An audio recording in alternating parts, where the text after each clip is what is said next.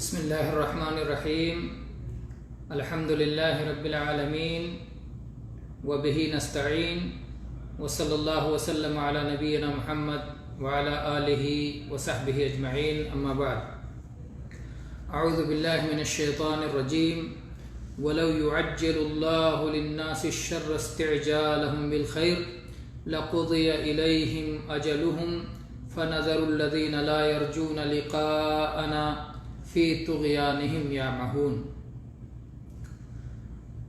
ہم سورہ یونس کی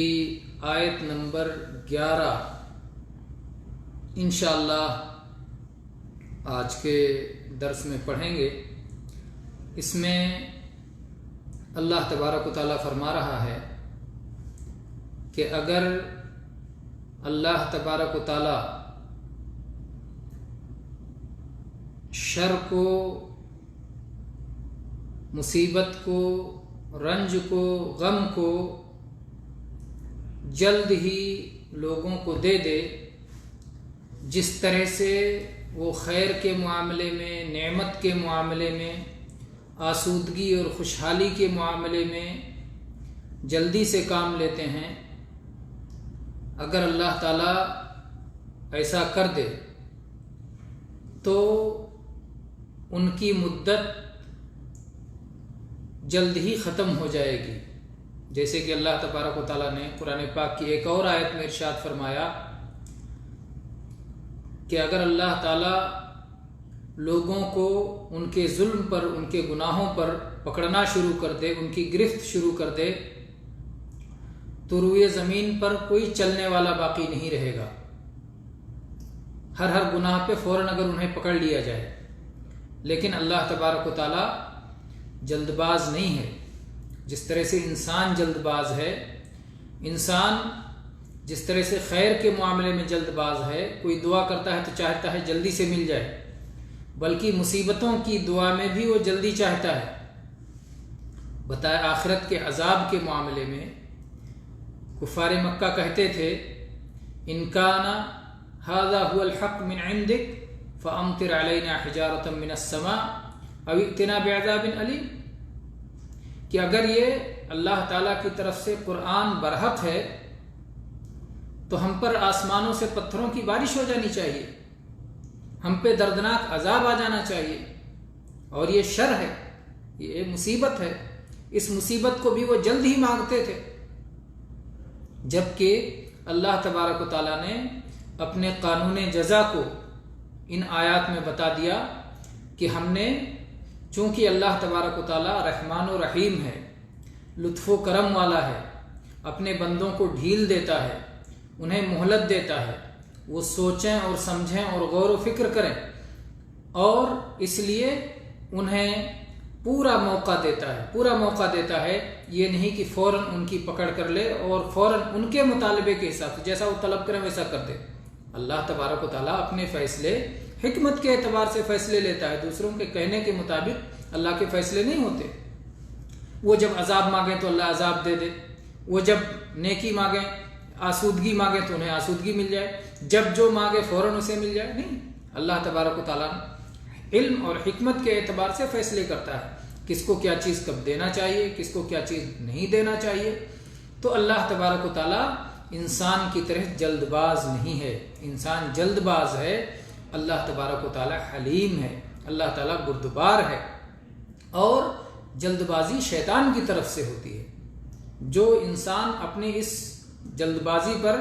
قابو پانے کی کوشش کرتے ہیں وہ خیر میں ہیں، وہ شیطانی صفت سے بچے ہوئے ہیں۔ اللہ کے نبی صلی اللہ علیہ وسلم فرمایا العجلۃ من الشیطان، شیطان کی طرف سے ہے جلد بازی۔ تو انسان عجیب جلد باز ہے، خیر کے معاملے میں بھی جلد باز ہے، شر کے معاملے میں بھی جلد باز ہے، چاہتا ہے خیر بھی جلدی سے مل جائے اور شر بھی جلدی سے مل جائے۔ تو اگر اللہ تبارک و تعالیٰ ان کی جلدی کے حساب سے معاملہ کر دے، جس طرح سے اللہ تعالیٰ خیر جلدی انسان کو دیتا رہتا ہے، انسان مانگتا ہے تو اللہ اسے دے دیتا ہے۔ عام طور پہ اگر اچھی چیز مانگتا ہے تو اسے جلدی مل جاتی ہے، اور اگر وہ شر مانگے اور اللہ تعالیٰ جلدی سے اسے شر بھی دے دے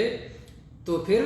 لوگ ہلاک اور تباہ ہو جائیں گے۔ تو اللہ تعالیٰ نے یہ کہا، اور اسی لیے نبی کریم صلی اللہ علیہ وسلم نے اپنی امت کو اس بات سے منع کیا ہے کہ کبھی بھی اپنے خلاف، اپنی اولاد کے خلاف، اپنے مال کے خلاف بد دعا نہ کیا کرو۔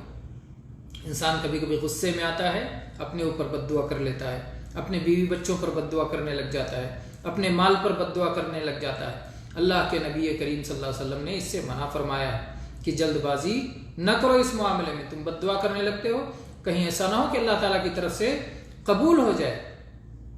تو تم تباہ اور ہلاک ہو جاؤ گے۔ لیکن عام طور پر اللہ تبارک و تعالیٰ انسان کی نادانی کو دیکھتے ہوئے، اس کی ناعاقبت اندیشی کو دیکھتے ہوئے اور اس کی جہالت کو دیکھتے ہوئے کہ وہ اس طرح بد دعا کر رہا ہے، اگر اسے فوراً وہ چیز دے دی جائے تو پچھتائے گا، بعد میں روئے گا، گڑگڑائے گا۔ اللہ تبارک و تعالیٰ اس کی بد دعائیں قبول نہیں کرتا۔ ہاں، دعاؤں کے معاملے میں عام طور پر جب کوئی بندہ خود اپنے لیے دعا کرتا ہے، اپنی اولاد کے لیے دعا کرتا ہے، والدین کے لیے دعا کرتا ہے، اپنے مال میں خیر و برکت کی دعا کرتا ہے، تو اللہ تبارک و تعالیٰ ان دعاؤں کو کسی نہ کسی صورت میں قبول فرماتا ہے۔ تو یہ دعائیں جلدی قبول ہو جاتی ہیں۔ دونوں اس آیت کے مفہوم میں ان دونوں طرح کے چیزیں داخل ہیں۔ تو اللہ تعالیٰ نے فرمایا کہ اگر اللہ تبارک و تعالیٰ بھی ویسے ہی جلد بازی کا معاملہ کرے رنج، غم، مصیبت کے معاملے میں، جیسے کہ یہ لوگ خیر، نیکی، آسودگی اور خوشحالی کے معاملے میں جلد بازی کرتے ہیں، تب تو ان کا وعدہ کب کا پورا ہو جائے، کب کی ان کی مدت ختم ہو جائے۔ لیکن اللہ تعالیٰ کا معاملہ ہی نہیں ہے، اللہ کا یہ دستور نہیں ہے، اللہ کا یہ قانون جزا نہیں ہے، بلکہ اللہ تبارک و تعالیٰ کا قانون کیا ہے؟ مہلت دیتا ہے اور ڈھیل دیتا ہے۔ اللہ تعالیٰ نے فرمایا فَنَذَرُ الَّذِينَ لَا يَرْجُونَ لِقَاءَنَا فِي طُغْيَانِهِمْ يَعْمَهُونَ، تو ہم چھوڑ دیتے ہیں ان لوگوں کو جو ہماری ملاقات کی امید نہیں رکھتے، جو آخرت پر ایمان نہیں رکھتے، ان کی سرکشی میں، ان کی نافرمانی میں، کہ وہ سرگرداں رہیں، حیران رہیں، بھٹکتے رہیں، پریشان رہیں، تو اللہ تعالیٰ انہیں چھوٹ دے دیتا ہے۔ اور اگر وہ اس مہلت میں توبہ کر لیتے ہیں، اللہ تعالیٰ کی طرف واپس آ جاتے ہیں، خیر کو اپنا لیتے ہیں، تو یہ ان کے لیے خیر ہے۔ لیکن اگر وہ ایسا نہیں کرتے، اللہ تعالیٰ کی طرف سے ڈھیل ہے اور وہ آخرت پر ایمان بھی نہیں رکھتے، اللہ سے ملاقات کی امید بھی نہیں رکھتے، یہ کہ اس کے پاس جانا ہے، تو وہ اپنی اسی سرکشی میں رہتے ہیں اور اس سرکشی میں وہ سرگرداں رہتے ہیں، پریشان رہتے ہیں۔ یہ نہیں کہ یہ لذتیں اور خواہشات اور نافرمانیوں میں پڑے ہیں تو بڑے مزے میں ہیں، نہیں، مزہ نہیں ہوتا ہے۔ دنیا میں بھی ان کے لیے سزا ہے اور آخرت میں تو سزا ہے ہی ہے، ان کے کفر کی وجہ سے، اللہ کے انکار کی وجہ سے، آخرت کے انکار کی وجہ سے آخرت میں ان کے لیے بھرپور سزا ہے۔ لیکن اس دنیا میں بھی وہ اپنی اس سرکشی میں خوش نہیں رہتے، مطمئن نہیں رہتے، دل پرسکون نہیں ہوتا، وہ حیران، سرگرداں، بھٹکتے ہوئے پریشان حال رہتے ہیں۔ اللہ تعالیٰ چھوٹ ضرور دیے رہتا ہے، ڈھیل ضرور دیے رہتا ہے، لیکن اس کے باوجود وہ پریشان رہتے ہیں۔ تو اللہ تبارک تعالیٰ نے فرمایا کہ ہم ان لوگوں کو چھوٹ دیتے ہیں جو ہم سے ملاقات کی امید نہیں رکھتے کہ وہ اپنی سرکشی میں وہ بھٹکتے رہیں اور حیران اور پریشان رہیں۔ یہ اللہ تعالیٰ کی طرف سے دنیا ہی کی ایک سزا ہوتی ہے جو ان کے ظلم کی وجہ سے اور اللہ کی آیات کے انکار کی وجہ سے جس کے وہ مستحق ہو جاتے ہیں۔ پھر اللہ تعالیٰ نے فرمایا وَإِذَا مَسَّ الْإِنسَانَ الضُّرُّ دَعَانَا لِجَنبِهِ أَوْ قَاعِدًا أَوْ قَاعِمًا فَلَمَّا كَشَفْنَا عَنْهُ ضُرَّهُ مَرَّ كَأَن لَّمْ يَدْعُنَا إِلَى ضُرٍّ مَسَّهُ كَذَلِكَ زُيِّنَ لِلْمُسْرِفِينَ مَا كَانُوا يَعْمَلُونَ، اور انسان کو جب کوئی تکلیف پہنچتی ہے، اللہ تعالیٰ نے فرمایا، اور جب انسان کو کوئی تکلیف پہنچتی ہے، کوئی مصیبت، آفت، بلا پہنچتی ہے، اس کا شکار ہوتا ہے، تو وہ ہمیں پکارتا ہے کروٹ لیٹا ہوا یا پہلو کے بل لیٹا ہوا یا بیٹھا ہوا یا کھڑے کھڑے، یعنی ہر حالت میں لیٹا بھی پکارتا ہے، بیٹھا بھی پکارتا ہے، کھڑے کھڑے بھی پکارتا ہے، سب سے زیادہ جب اگر اس کی حالت ہی آ جائے کہ لیٹنے کی نوبت آ جائے، لیٹا ہی لیٹا، سب سے پہلے اللہ نے اسی کو ذکر کیا، لے جنبہ ہی، پہلو کے بل پڑا پڑا. وہ جب صاحب فراش ہو جاتا ہے، بستر پہ پڑ جاتا ہے، خوب روتا اور گڑ گڑاتا ہے، اور بیٹھا بیٹھا اس سے کم، اور کھڑا کھڑا، کبھی کبھی مصیبت کے باوجود وہ کھڑا رہتا ہے.